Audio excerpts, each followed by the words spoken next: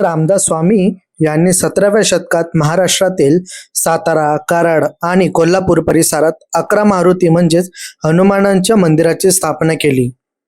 या 11 मारुतीच्या मंदिरांना वारीचे मारुती असेही म्हणतात. काही मूळ स्वरूपात आहेत तर काहींचे जीर्णोद्धार करण्यात आलेले आहे. रामदास स्वामींनी मारुतीचीच का निवड केली? कारण मारुती हा शक्ती, भक्ती, निष्ठा आणि शौर्याचा प्रतीक आहे. मानसिक, शारीरिक आणि वैचारिक बल देण्याच्या हेतूने मारुतीला केंद्रस्थानी ठेवले आणि पुढे ही प्रथा चालू झाली. त्यामुळे आपल्याला प्रत्येक गावांच्या वेशीवर मारुती मंदिर दिसते. युवकांमध्ये शौर्य, आत्मविश्वास आणि राष्ट्रनिष्ठा वाढावी हा त्यामागील विशेष हेतू होता. च्या मारुती मंदिरांचे स्वरूप काय आहे? ही सर्व मंदिरे अजूनही कार्यरत आहेत. या मंदिरांमध्ये शारीरिक शिक्षण केंद्रे, योग प्रशिक्षण, कीर्तन, सांस्कृतिक कार्यक्रम चालतात. भाविकांसाठी ही मंदिरे वारीचे स्थान मानली जातात. मध्ये नित्य उपासना, शनिवारचा अभिषेक आणि हनुमान जयंतीचे विशेष कार्यक्रम केले जातात. मंदिराचा परिसर हे व्यायाम, कुस्ती, लाठीकाठी यांसाठी वापरले जातात. आता आपण पहिल्या मारुती मंदिराविषयी पाहू. पहिली आहे शहापूरचा मारुती, जिल्हा सातारा. या मंदिराची स्थापना इसवी सन 1644 रोजी केली गेली. वैशिष्ट्य म्हणजे सर्वप्रथम स्थापन केलेले मारुती मंदिर. मूर्तीचं स्वरूप असं आहे की ते सडपातळ आणि शांत स्वरूपाचं थोडंफार दिसते. त्याचं महत्व म्हणजे चुनापासून बनवली गेलेली मूर्ती आहे, त्यामुळे चुन्याचा मारुती असेही म्हणून ओळखले जाते. देऊळ आणि मारुतीची मूर्ती ही दोन्ही पूर्वाभिमुख आहे आणि ही मूर्ती 7 फुटाची आहे. मसूरचा मारुती, जिल्हा सातारा. या मंदिराची स्थापना इसवी सन 1645 रोजी करण्यात आली.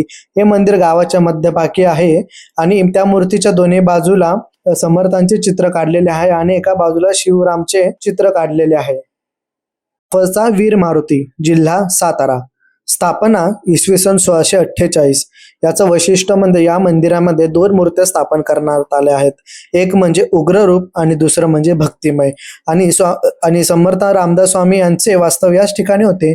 मारुतीची मूर्ती भीमरूपी स्तोत्राप्रमाणे दाखवल्याप्रमाणेच आहे.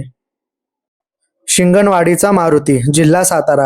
हे मंदिर इसवी सन 1649 रोजी स्थापन करण्यात आले. हे मंदिर गुहेमध्ये विराजमान आहे. ध्यान, तपश्चर्या यासाठी उपयुक्त स्थळ आहे. 11 मारुती मंदिरापैकी हे एक छोटंसं मारुती मंदिर म्हणून ओळखले जाते. उंब्रजचा मारुती, जिल्हा सातारा. हे मंदिर इसवी सन 1649 रोजी स्थापन करण्यात आलं आहे. हे मंदिर कृष्णा नदीच्या काठावर आहे. अशी एक आख्यायिका आहे की समर्थ चापावरून उंब्रजाला दररोज स्नानासाठी येत असत, तेव्हा एकदा नदीत बुडत असताना त्यांना स्वतः हनुमानानेच वाचवले आहे. माझगावचा मारुती, जिल्हा सातारा. या मंदिराची स्थापना इसवी सन 1649 रोजी करण्यात आली. ही मूर्ती अजूनही तशी जतन करून ठेवलेली आहे. ही मूर्ती 5 फुटांची असून चाफळचा राम मंदिराकडे तोंड करून उभारली गेलेली आहे. बोरगावचा मारुती, जिल्हा सातारा.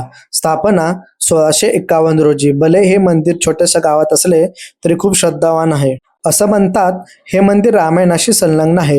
एकदा रावणाचा वध करून श्रीराम अयोध्येला परताना बोरगावास वास्तव्यास होते. तेव्हा राम स्नान करत असताना कृष्णेला पूर येतो, तेव्हा मारुतीने आपले दोन्ही बाहू अडवून नदीच्या प्रवाहाला धरून ठेवले. ते प्रवाह दोन्ही बाजूस विभक्त झाले, त्यामुळे एक बेट तयार झाले आणि या क्षेत्राला बहे असे नाव मिळाले. समर्थांना मूर्ती स्वरूपात दर्शन झाले नाही, तेव्हा त्यांनी डोहात उडी मारून मारुतीची मूर्ती त्या डोहातून काढून स्थापित केली. मारुतीचे दोन्ही हात पाणी अडविण्याच्या पवित्र्यात दिसून येते. डोक्यावर मुकुट, हात दोन्ही मांड्यांच्या बाजूला धरलेले अशी मूर्ती आहे. मनपाडाचा मारुती, जिल्हा कोल्हापूर.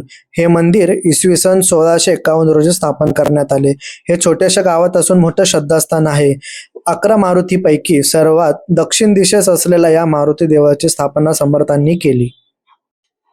पारगावचा मारुती, जिल्हा कोल्हापूर. स्थापना इसवी सन 1651 रोजी करण्यात आली. हे मंदिर घनदाट परिसरात असून या मूर्तीमध्ये शेंदूर नसून केसांची शेंडी बांधलेली दिसते. बाळ मारुती किंवा समर्थांच्या झोळीतला मारुती असेही म्हणतात. शिराळ्याचा मारुती, जिल्हा सांगली. या मंदिराची स्थापना इसवी सन 1652 रोजी करण्यात आली. हे गाव नागपंचमीच्या उत्सवासाठी प्रसिद्ध आहे. या गावामध्ये वारकरी संप्रदायाचा प्रभाव असलेला दिसून येतो. या मूर्तीवर सूर्योदय आणि सूर्यास्ताच्या वेळी मूर्तीच्या तोंडावर सूर्याचा प्रकाश पडतो. ही मूर्ती उत्तराभिमुख आहे. चा मारुती, जिल्हा कोल्हापूर. या मंदिराची स्थापना इसवी सन 1654 रोजी करण्यात आली. या मंदिराचं वैशिष्ट्य म्हणजे 11 मंदिरातील शेवटचे स्थापनेचे केलेले गेलेले मंदिर.